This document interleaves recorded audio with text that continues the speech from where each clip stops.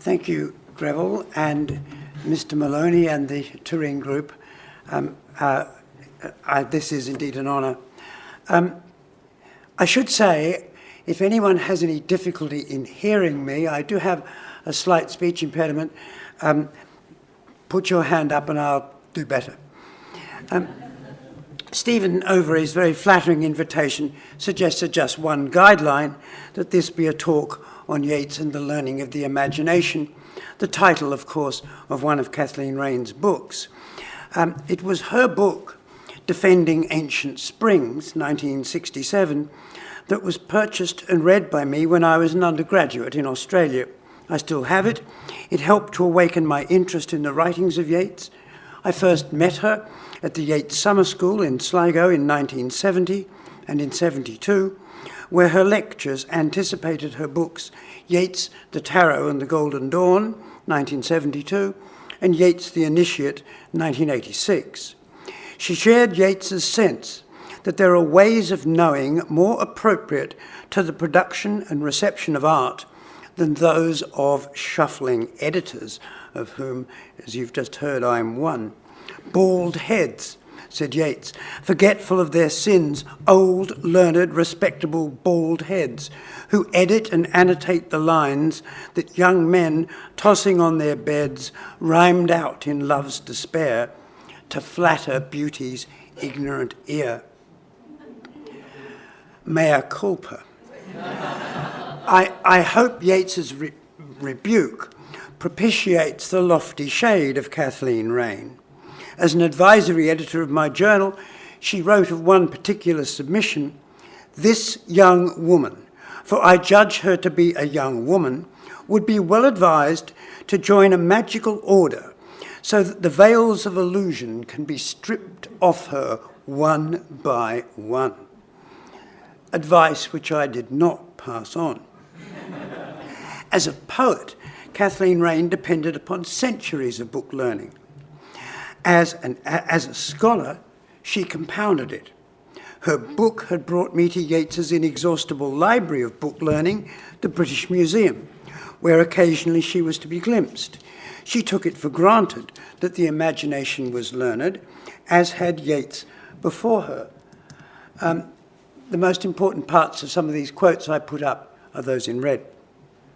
"There is only one kind of good poetry," he said, "for the poetry of the coteries, which presupposes the written tradition, does not differ in kind from the true poetry of the people, which presupposes the unwritten tradition.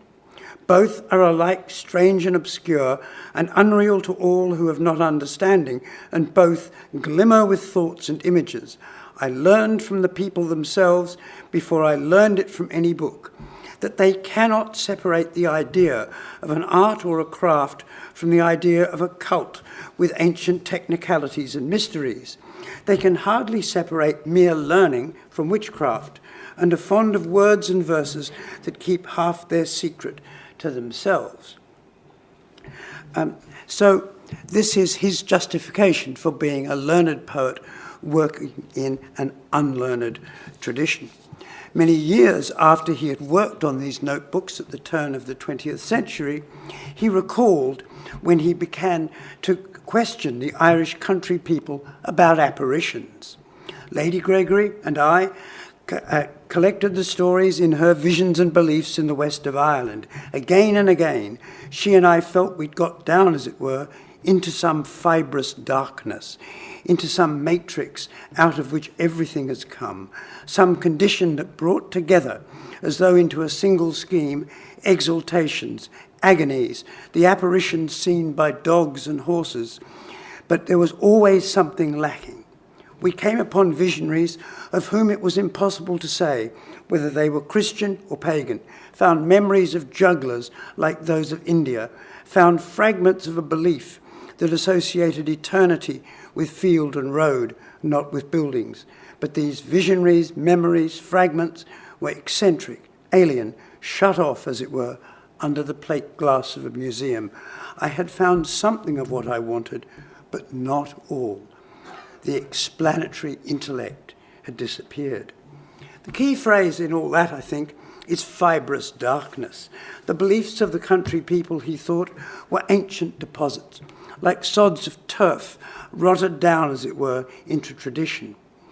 Recovered by visionary meditation upon learning, in his case, the writings of the Irish mythographers and folklorists, such beliefs could prove endlessly inspiriting.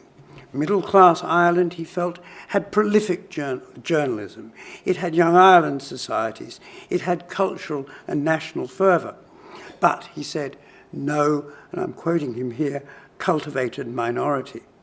Hence, he thought, the Irish absorption of English middle-class values and popular poetry. He plied his audiences with folklore essays, barely read now. He offered folkloric notes to his over-freighted symbolical poems.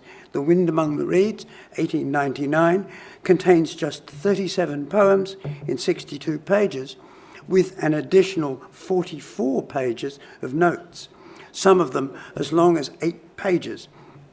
He later pruned them, forcing the poems to become self-sufficient. Though by 1932, he had found what he called an ancient discipline, a philosophy that satisfied the intellect in Indian thought. In the meantime, he discovered that new poems could return into traditional peasant oral culture. Though intellectual Dublin knew nothing of it, he said, Douglas Hyde had considerable popularity as a Gaelic poet, mowers and reapers singing his songs from Donegal to Kerry. Years after, I was to stand at his side and listen to Galway mowers singing his Gaelic words without their knowing whose words they sang. It is so in India, where peasants sing the words of the great poet of Bengal, Rabindranath Tagore, of course, without knowing whose words they sing. And it must often be so where the old imaginative folk life is undisturbed. In 1935, he boasted the Free State Army marched to a tune called Down by the Sally Gardens, without knowing that the march was first published with words of mine, words that are now folklore.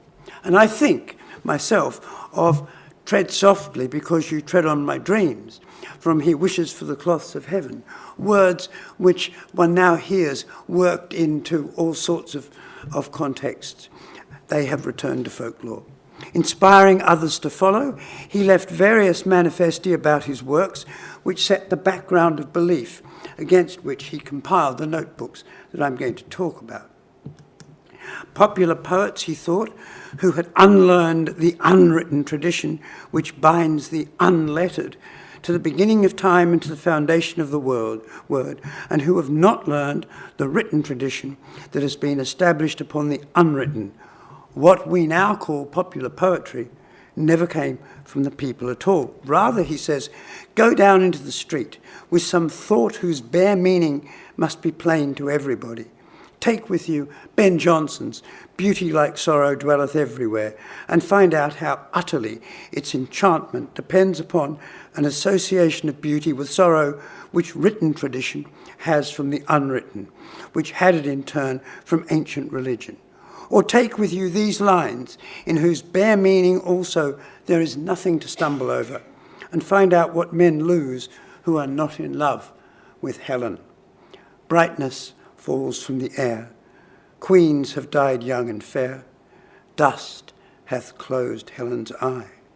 As a boy in Dublin, he said, he had one unshakable belief. I thought that whatever of philosophy had been made poetry is alone permanent, and that one should begin to arrange it in some regular order, rejecting nothing as the make-believe of the poets. Since then, I have observed dreams and visions very carefully, and I am now certain that the imagination has some way of lighting on the truth that the reason has not, and its commandments, delivered when the body is still and the reason silent, are the most binding that we can ever know. As a scholar, Kathleen Raine depended upon lines of thought such as these. Indeed, some of these quotes appear in some of her essays. In setting them down in writings published at the turn of the century, Yeats drew directly upon two small vellum-bound notebooks. Their high-quality blank pages, had been bound in Florence and were probably a gift to him of Maud Gonne. Yeats used them in the period that Greville referred to, between 11th of July 1898 and the 31st of March 1901. He kept and reread them. They were given by Mrs. Yeats to Maud Gonne between 1948 and 1951 with a dry or perhaps a wry note saying that perhaps they would mean more to her than they meant to Mrs. Yeats herself. She sold them in the late 1960s. Subsequently, they were sold on 3 or 4 times. I examined them twice myself in Sotheby's. They're currently sequestered somewhere, nobody knows where, in a private collection. The Yeats estate owns the copyright, and Dedra Toomey and I used them extensively to annotate Volume 2 of the Yeats letters, making a preliminary transcription available to Roy Foster for the first volume of his biography of Yeats, The Apprentice Mage. We worked from a preservation microfilm of about 50 years ago, scratched, dusty, readable, only if acute eye strain is a condition of employment. Writers' notebooks are usually private and often chaotic. Their mixture of genre is often the very thing that one wishes to communicate as a scholar, the cauldron of creative excitement which demands fidelity to the use of the opening or the page. Da Vinci's or Blake's or Flaubert's notebooks each seem incommunicable, but they endlessly throw out insights into the germs of masterpieces. Producing the first modern 3-volume edition of Blake in 1893, Yeats and Edwin Ellis sought to rescue Blake as poet and artist from the chaos of his remains to preserve some sense of facsimile, while gaining for Blake readability and an audience. The notebooks of Yeats's fellow member of the Order of the Golden Dawn, Florence Farr, who I'll be saying a bit more about later on, known to Yeats as Spillikins, contain wild diagrams from untraced recondite sources, lecture notes from theosophical study groups, the mock-up titles of books never published, Coleridge comes to mind here, self-laceration in the light of her teaching, grumbles about her lovers, Yeats and Shaw, wisdom from the Tiger Mahatma, a text, you might say, intended only for one, now scattered in disorder for the many. Such materials rarely reach print. We're much more familiar with the publication of a different class of manuscripts, working drafts, as found, for example, in the Cornell, Wordsworth and Yeats manuscript series, ordered by title of the finished work, towards which the manuscripts mark key moments of progress, imaged sets of pages set side by side with typographical facsimiles. But when a writer himself uses a blank book bound before purchase, the process is much harder to reproduce in facsimile, except, of course, on the net. Yeats liked the 2-page spread each opening provided. I'll show you some of the pages. He usually drafted on the right-hand page and added comments on the left-hand page, producing something like this. Now, this first page, that's just the first page, which happens to be a recto, and that's actually a good image taken from the original, which will give you just some sense of his handwriting.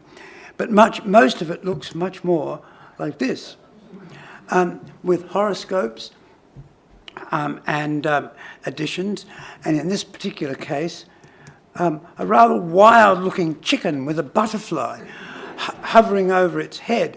And as you can see by that V-shaped hasty annotation on the bottom of the left-hand page, you will see what he's hastily trying to do in correcting a drawing which he has X'd out on the recto page. And so that's just, I'll be showing you more of these. The point is that the main text is continually interrupted by additions and interpolations, the possibilities of which he's carefully allowed for by writing only on one side, and then adding the corrections later. Now, we've all recorded our dreams, but few with a vellum-bound commitment to permanence. Yeats already had a history of writing in bound manuscript books, a lot of them in the National Library of Ireland. The Flame of the Spirit notebook in which he put poems for Maud Gonne, the 1893 notebook with a brocade cover, which he flaunted for his first interview with Catherine Tynan, the Celtic Twilight scrapbook, into which he pasted texts from periodical publications whilst rewriting them at the same time. But one can hardly imagine Yeats ever hauling these Visions notebooks out for public view. They were written for a readership of one. He's unusual among writers who record dream material in that he sought to keep and to annotate a record of dreams and visions separate from the diarising of his outer life. Coleridge, Kafka, Sylvia Plath, for example, record significant dreams in notebooks or diaries alongside the details of their daily life, of books read, poems drafted, health recorded, appointments kept. But I have handled a volume of Graham Greene's dream diaries, which are dedicated solely to dreams. Yeats's warning private, that you can see at the top of that page, is no mere Cerberus to put people off. It imitates the stern injunctions given in other manuscript books of the period, such as the manuscript books of rituals of the Order of the Golden Dawn, which members themselves had to transcribe and compile. But this is not a book of ritual, though its subject matter is one of the bases for Yeats's own unsatisfactory rituals for a new Celtic mystical order. This is a spiritual diary, a revisited text. Annotating it and editing it, we are trying to recover some sense of its use at various points in Yeats's life thereafter. Once we had deciphered it, it was apparent that much material scattered throughout his published prose and verse utterly depended upon it. It became a quarry for meditative and autobiographical writings, folklore essays such as are found in the 1902 edition of the Celtic Twilight, and philosophical writings, such as is found in his great philosophical treatise, Paramica Silentia Lunae of 1918. This, then, is a matrix out of which everything comes. His dreams, some of which are drug-induced, his visions, some of which are drug-suppressed, his occult experiences for that 33-month period provide him with evidence of what he would have called wisdom, that had come to him directly from what he did call the anima mundi. In autobiographies he writes, "It was at Coole Park that the first few simple thoughts that now grown complex through their contact with other thoughts explain my world, came to me from beyond my own mind. I practiced meditations, and these, as I think, so affected my sleep that I began to have dreams that differed from ordinary dreams in seeming to take place amid brilliant light, and by their invariable coherence, and certain half-dreams, if I can call them, so between sleep and waking, such experiences come to me most often amid distraction, at some times that seems of all times the least fitting, as though it were necessary for the exterior mind to be engaged elsewhere." And of course, one remembers that all this happened when he was rushing to and fro in 1898, organising the centenary of Wolfe Tone in Ireland and England. But both his unfinished memoirs and his autobiographies draw upon these singular experiences, and their constant interruption by horoscopes, by letters from Maud Gonne, and by the dreams and visions of other people, many of these being, of course, about Yeats and Maud Gonne. Now, the letters and the horoscopes are pasted in envelopes, and if you look, you will see on the left-hand page, you will see it says "My Horoscope by Vigilate." It's been pasted into an envelope. Or if one looks there are two envelopes of letters from Maud Gonne. And when one opens the envelopes, of course, one finds the even more unreadable handwriting of Maud Gonne going on like this. And many of her dreams and her visions are almost concurrent with Yeats's, and he then files them all in the one anthology. There are many, many more pages of horoscopes, of tarot readings, all sorts of almost indecipherable and very difficult to understand material. Now, he'd become dissatisfied with the elaborate style of some of the stories that he had been writing in 1896-97. These are the stories grouped under the title Rosa and Chemica, and their mode is that of the fantastic. The reader hovers between natural and supernatural readings. George Russell had thought Rosa and Chemica a most wonderful piece of prose. A book sustained at that level would be one of the greatest things in literature, and I think Russell was right.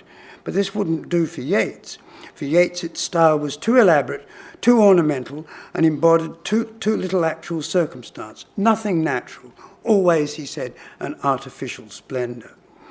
In an early draft of Paramica Silentia Lunae, he writes, summing up this period, the world of spirits became and still is the great preoccupation of my life, a study that even more than poetry has absorbed my life.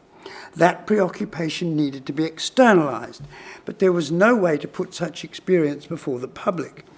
Actual experience of the spirits, real, if frail, visionary experience, and unsatisfactory experiences with both hashish and mescal, showed that fantastic or quasi-Gothic fiction was not the way forward. His dissatisfaction led him to seek, via the mediumship of his mistress at the time, Olivia Shakespeare, the advice of a symbolic personality who appeared in her visions, called Megarithma. Now that algorithms have become such a common form of conversation for the complex workings of artificial intelligence and computers, I like to think that Megarithma must have been, a sort of super algorithm who advised him to live near waters and to avoid woods because they concentrate the solar ray. Yeats interpreted this advice in terms of the growing artifice of style that he detected in the elaboration of the Rosa and Chemica stories. Water was lunar, referring to all that was simple, popular, traditional, emotional. This enigmatic sentence, he said, came from my own daimon, my own buried self, speaking through my friend's mind. It was thereafter associated with the Archer vision of August 1896 in Tillera Castle, and these two experiences are the most of what we know of Yeats's visionary life before these notebooks. The notebooks also bring to light some of the more recondite activities of a small group of late fin de siècle writers, Irish nationalists, occult experimenters, all via the kaleidoscope of Yeats's inner life. Celtic mythography had been an interest ever since his recording of folklore for the Celtic Twilight, and was key to the symbolic sources of all his early poems and plays. But here we see him recording the visionary work of himself and others, preparatory to the founding of a Celtic mystical order. And that's all in the notebook. The ultimate source of this idea is a story by the Irish writer Nora Hopper, called The Gifts of Hugh and Una, in her Ballads in Prose 1894, with its Temple of Heroes set on an island in the Shannon. Yeats was so obsessed by the story in early 1895, while staying with Douglas Hyde in French Park, County Roscommon, that he wondered whether Castle Island, Loch Key, might not become his Temple of Heroes, the centre of mysteries like those of Eleusis and Samothrace. For the next 10 years, he said, my most impassioned thought was a vain attempt to find philosophy and to create ritual for that order. I had an unshakable conviction that invisible gates would open for me, as they opened for Blake, as they'd opened for Swedenborg, as they opened for Burma. And the wider ambition at work, I must find a tradition that was part of actual history, that had associations in the scenery of my own country, and so bring my speech closer to that of daily life. Prompted, as I believe, by certain dreams and premonitions, I began a study of the supernatural belief of the Galway and Arran cottages. Now, that Celtic order was not to be part of the Order of the Golden Dawn, of which, of course, he was also a member, but it was to have a similar structure and rites. Various Irish visionaries and others helped him in the work to draw up these rituals. And much that happened among this group of people show Yeats using people, using visionaries to obtain experiences which he felt he couldn't obtain himself. One of these is an Irish woman called Dorothea Hunter, who recalled that Yeats could not himself get the visions he so desired. He said his mind was too analytical and questioning. The Visions notebooks then contain private work on rituals to be structured on the Celtic divinities of the pre-Christian era, about which Yeats had done a lot of reading when writing that early epic, The Wanderings of Usheen, 1889. The Tuatha De Danann, the otherworldly tribes of the goddess Danu, associated with ancient Pashits tombs, portals to the other world, their rivals, the Fomorians, the harmful or destructive powers of nature, whom the Tuatha had defeated in the Battle of Moytura, the talismans of the Tuatha, the sword, the stone, the cauldron, and the spear, the 12 Irish coloured winds, the 4 mythical cities, and their respective associated gods. All of these, all this learning from mythography gives some sense of system and seems to be the basis for now lost Celtic tatva cards developed by Yeats and his followers. But from the 12th of September 1898, he's evoking gods and Irish gods and goddesses daily, summoning Angus, Buan, Bove Derrig, and the Diha himself. Thus, last night I evoked Conla's well. I got some new expressions. The 9 hazels are fiery and masculine. The water is feminine. The well is the primordial duality. The well is the circle of mind and space. You can see, of course, how he rushes to analyse the very things that, that perhaps made his visionary power less satisfactory.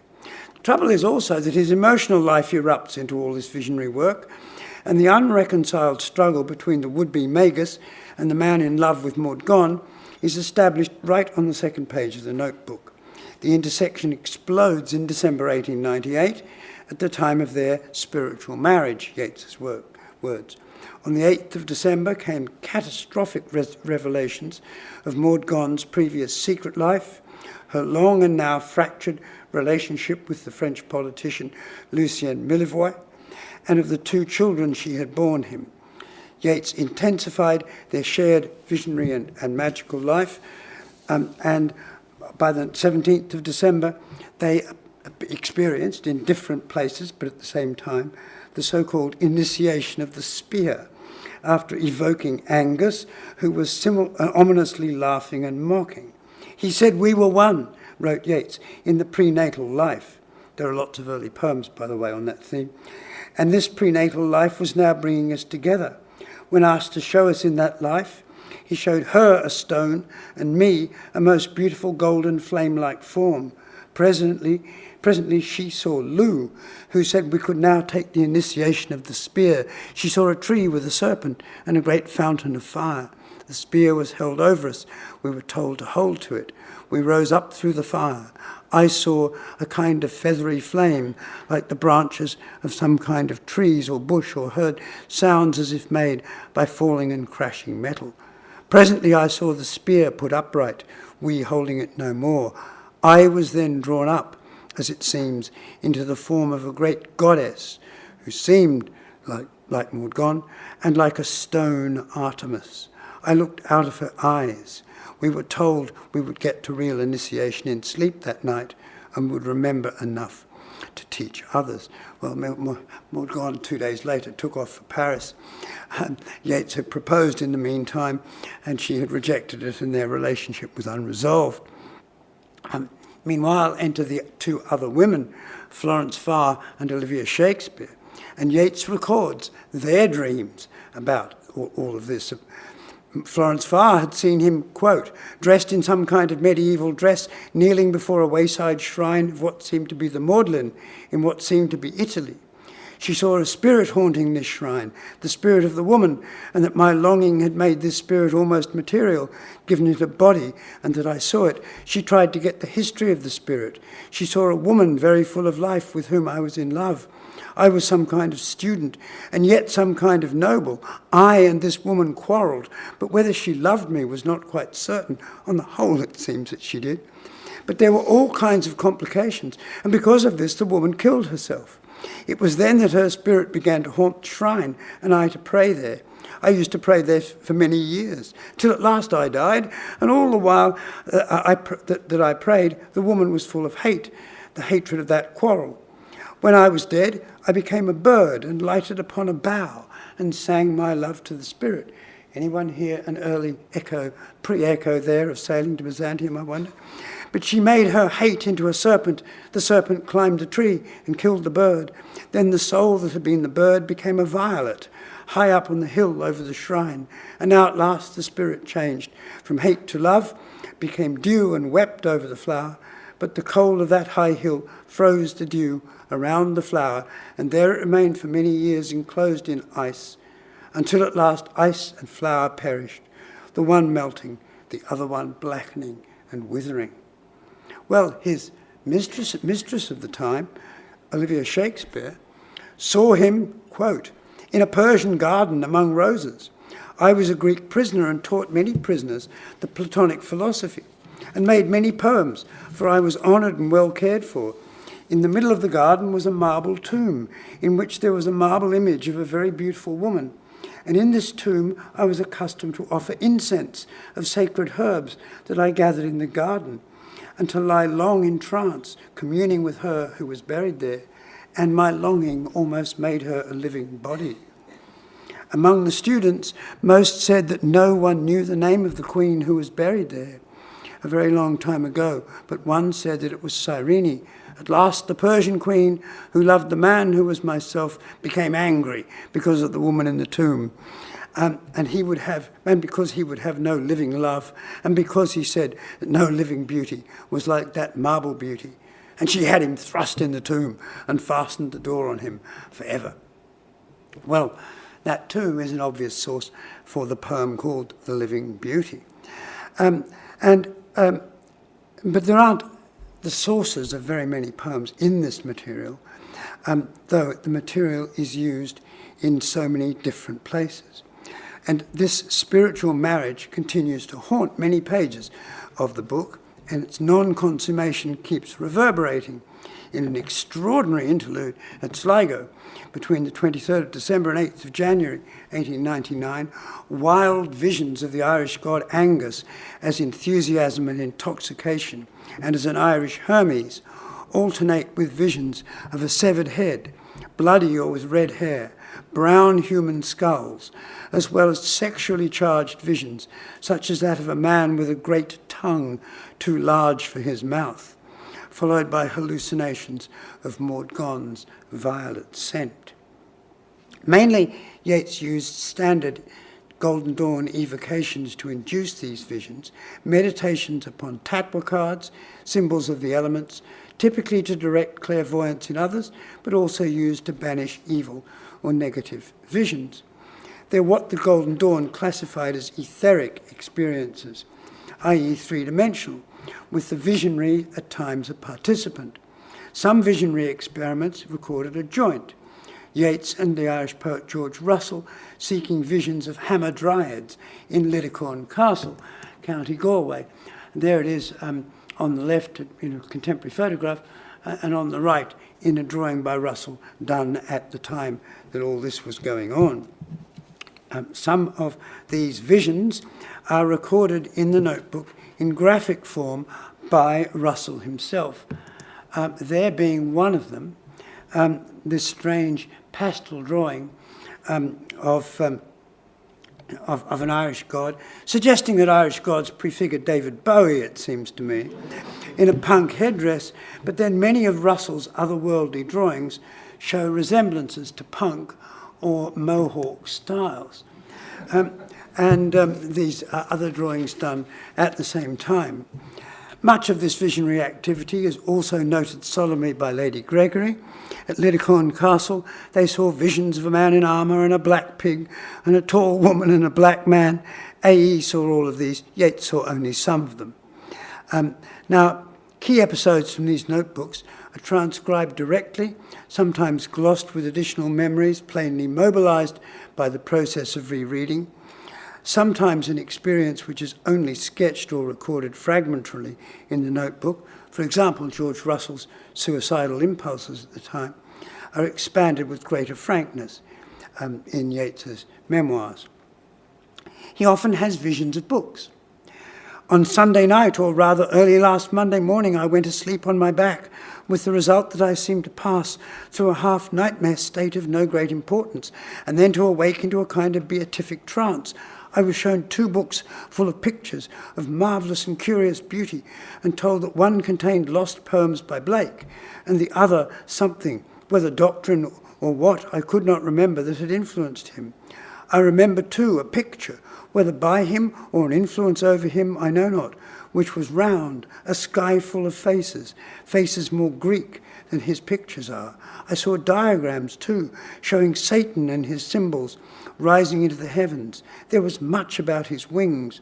I remember too that his hurting the head of Christ meant the maiming of imagination by reason. The poems were beautifully illuminated, though not quite in Blake's way.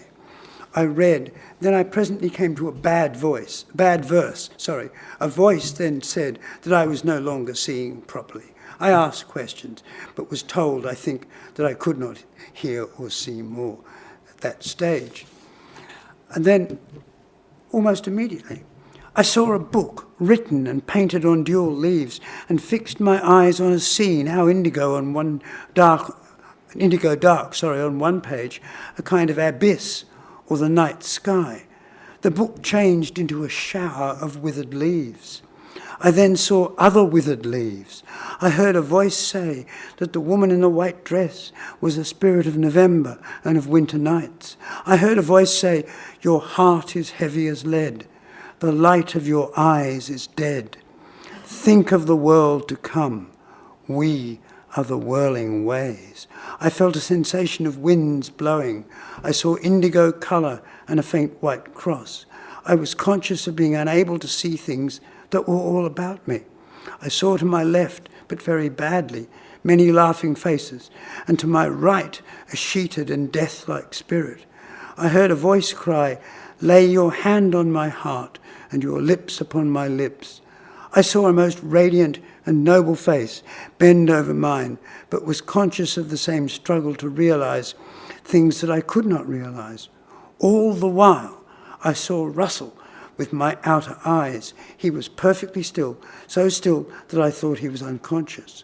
Suddenly, I saw queer green and spring flowers, and the moment afterwards, Russell awoke.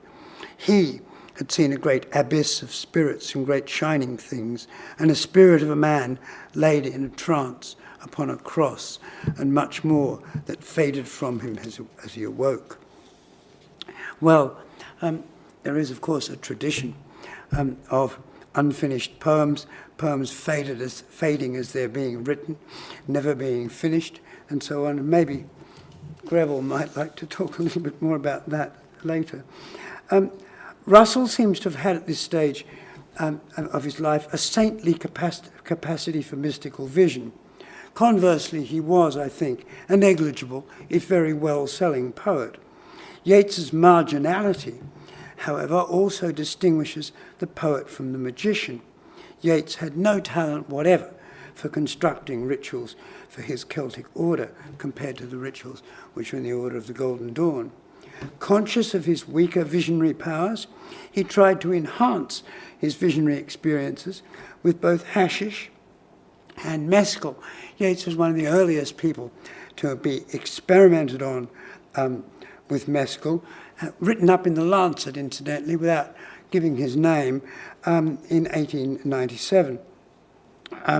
But actual experiences of drugs seem to have shown him that medication produced results quite distinct from those obtained by meditation or evocation drugs complicated the matter, and Yeats's record of his use of them, I think, could easily be overstated. At Gould in July 1900, he decided to evoke with apple blossom.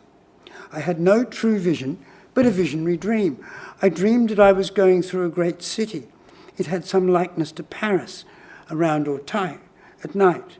Presently I saw a wild, windy light in the sky and knew that dawn was coming in the middle of the night and that this was the last day.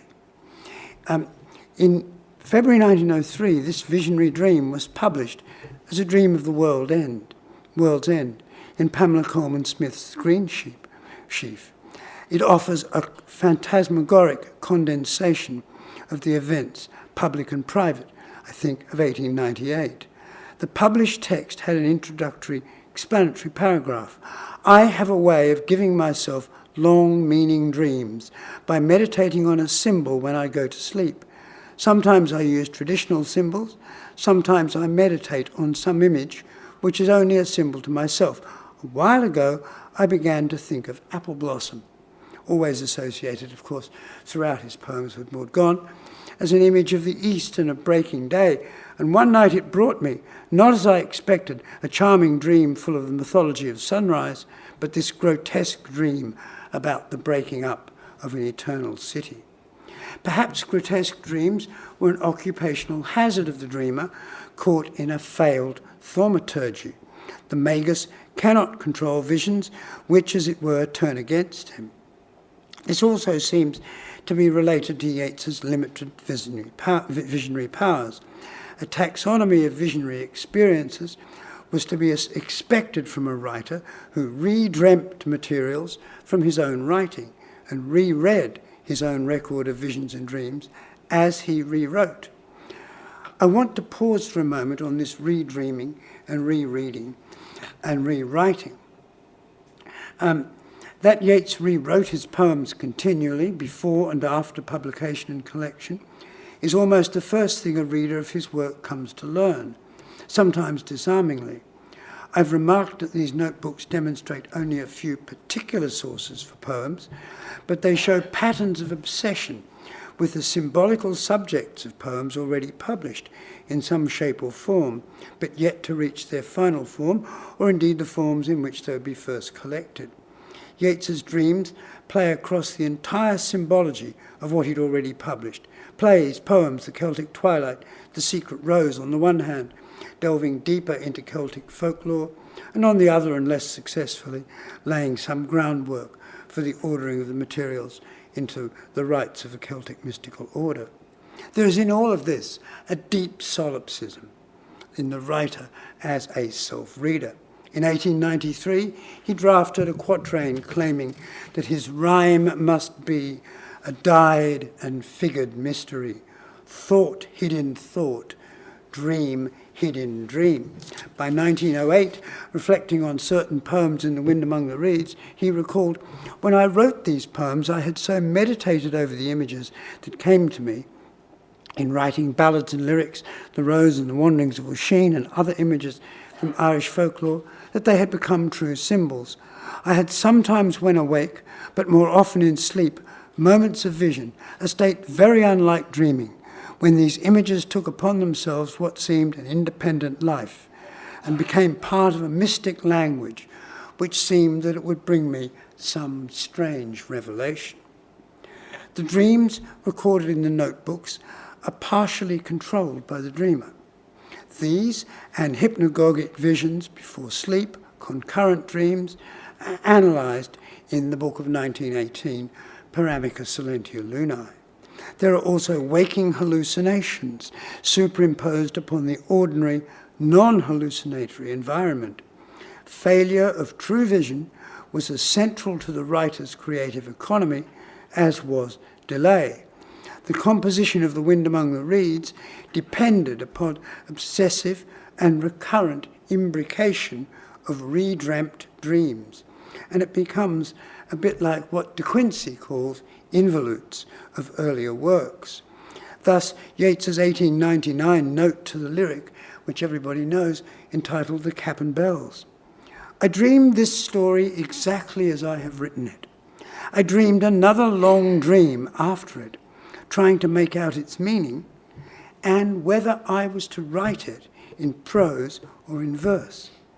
The first dream was more a vision than a dream, for it was beautiful and coherent and gave me the sense of illumination and exaltation that one gets from visions, while the second dream was confused and meaningless. The poem has always meant a great deal to me, though, as is the way with symbolic poems, it's not always meant quite the same thing. Blake would have said, the authors are in eternity, and I'm quite sure they can only be questioned in dreams. Well, once he had published these poems, he began to look at them rather differently.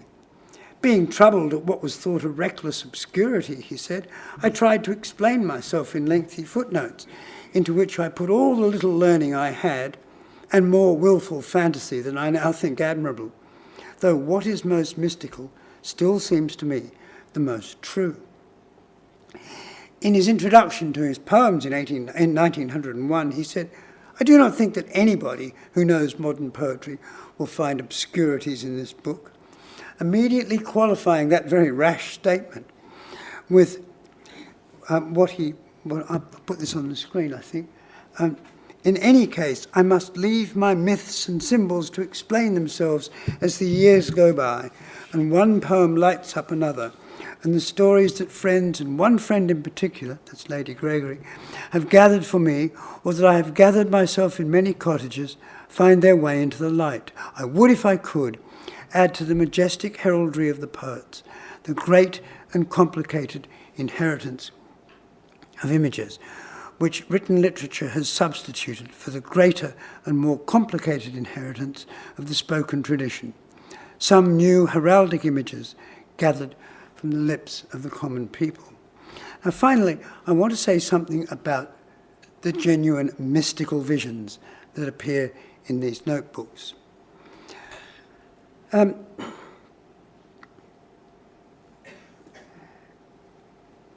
These were very rare.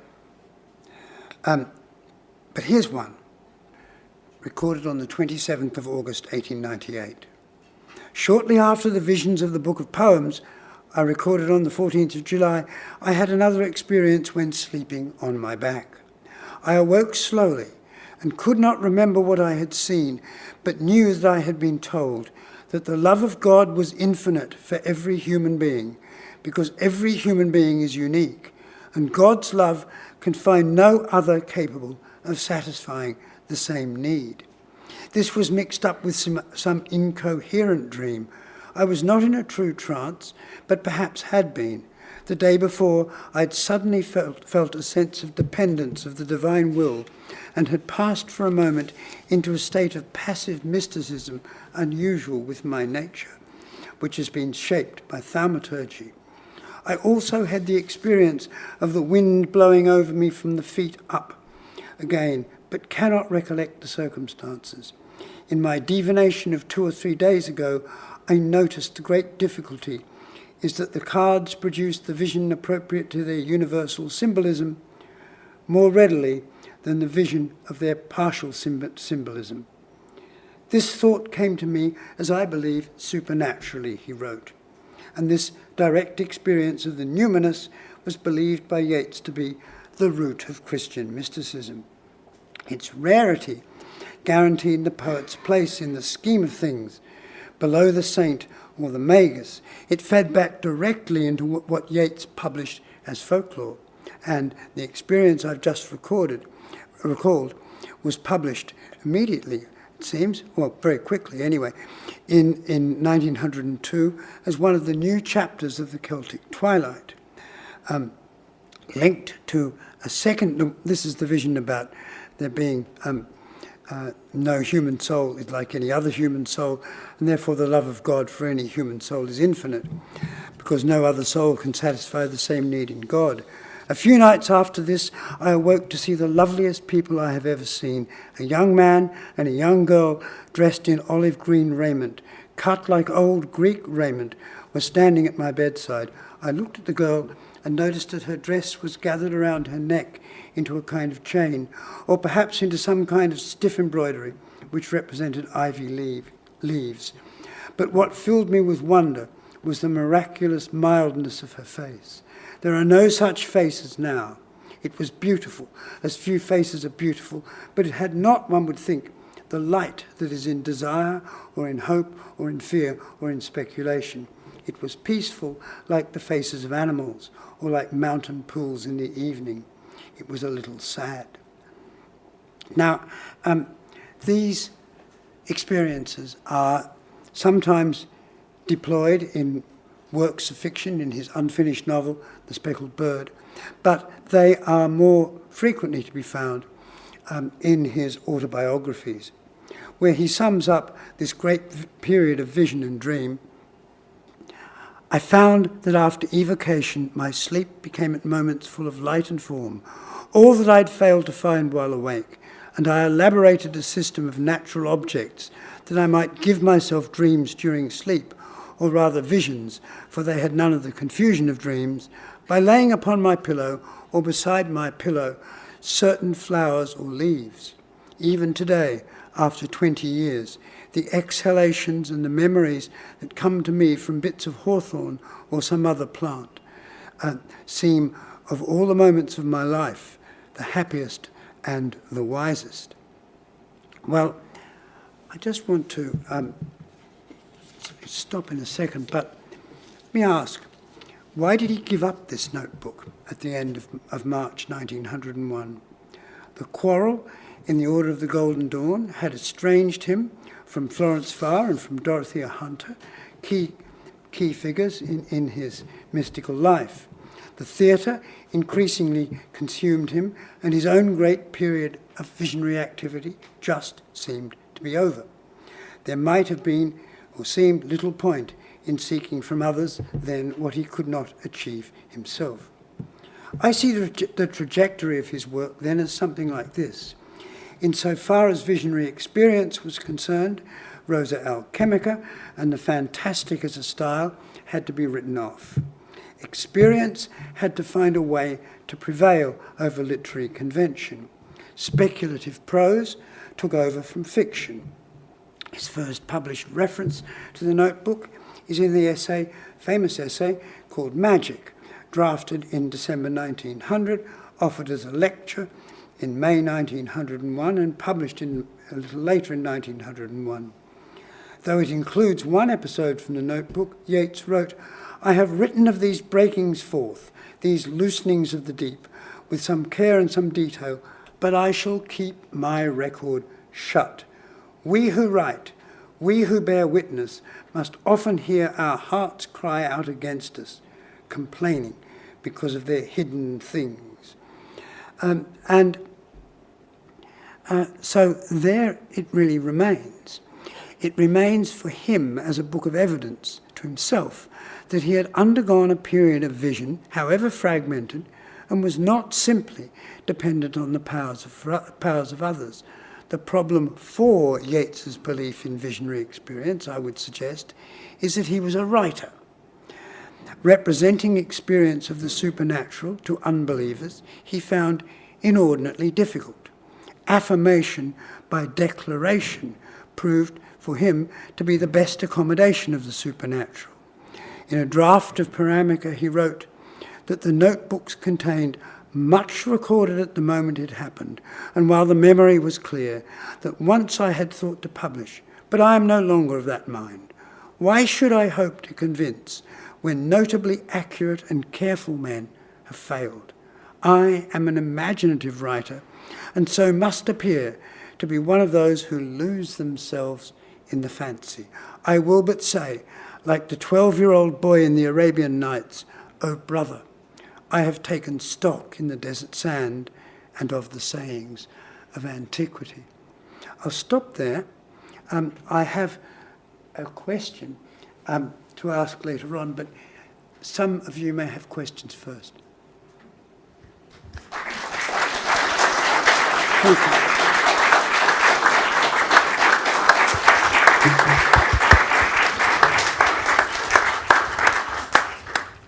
Well, I'm sure, like everyone here, I'm very reluctant to allow Warwick to cease. I mean, he has gripped us with his glittering eye like the ancient mariner, and like Yeats, he's been weaving the cloths of heaven for us. I could listen to this all night, but I fear Warwick wouldn't wish to continue all night. Yes, we're invited to raise questions. Do we have questions? I'm sure there will be many. Yes, lady. Yeah. Are you able to? Yeah. Yes. Yes. It's a very simple question. Would Yeats have seen an original manuscript of Blake's? Yes, is the answer. Yes, it's many of them. The Linnell brothers were still alive, and Yeats and Ellis went down to their house, I think in Kent, and indeed carried away some of Yeats's manuscripts in order to transcribe them before publishing them in 1893. Thank you. Yes. Do we have any more? Yes. Okay. I was very struck by the dream about the cities breaking down. Ah, yes. Well, that one, of course, is published. It is. Yes, it is. But the time that he was having these dreams, and of course at the same time he was trying to reconstruct the Irish order of consciousness, Yes. and the soul of Ireland, Yes. at the same time. But at this very same time he has the breaking down of the cities. And of course all that follows in Irish history in the next 2 decades strikes me very forcibly.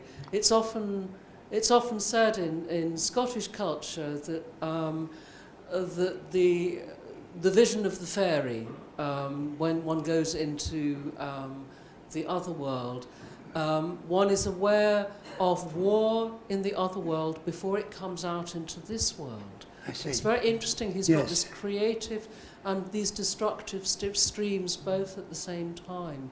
I wonder if you had anything. No, I mean, first of all, the Scottish material is new to me. Thank you very much. What I'd be wary of saying, I'd be wary of oversimplifying this to the point when one suddenly said, you know, that in 1898 Yeats had foreseen 1916. I'd be very wary of going there, because I think that what happened in 1916 was an enormous surprise to Yeats, and one, of course, which he had first deplored. But whether it is his desire for a new Ireland that, as I think you're suggesting, implies that the old order has to be broken up, or whether it's just one of those terrifying dreams. You need to read the whole thing. It's the weirdest experience, A Dream of the World's End. It also involves men descending in parachutes. But it is something that struck him as so singular. It stands out very much from the rest of the material in this document. I wonder if I could ask a question of everyone. I did, when writing this, I did read carefully the Temenos Academy's 10 basic principles. And I asked myself, would Yeats have signed up to your principles? And I went through them all principle by principle, and, you know, could comment on most of them, I think. But the one which really sticks in my mind in respect of Yeats is, would he have reminded himself and others to look up and not down? Principle number 9. Here, it seems to me, is where Neoplatonism and the occult come into conjunction, if not collision. It gathers up, this question gathers up Temenos beliefs 2 to 5 about love of wisdom, spiritual vision as the basis of civilization, revered traditions, and the necessity for their constant renewal. But it did seem to me that Principle 9 about looking up and not down was quite important because it made me think immediately of Raphael's School of Athens and of course, the figures of Plato and Aristotle, the one gesturing up, while Aristotle, of course, gestures down. That, by a curious chain of coincidence, reminded me of a late cartoon of Yeats and George Russell. Yeats lived at number 84 Merrion Square at this stage. Russell worked at number 82. And here they are not meeting outside number 83. Russell, by this stage, of course, being a truly profound and very brave journalist, editor of the Irish Statesman. Now, Yeats, I think, affirmed looking in before looking up. Our memories being for him part of one great memory, the memory of nature herself, a great mind which could be evoked by symbols, a process which he thought it uncontroversial to call magic. Written even as these notebooks were being compiled, as spirits were being evoked, in a quest for visions of truth in the depths of the mind when the eyes are closed.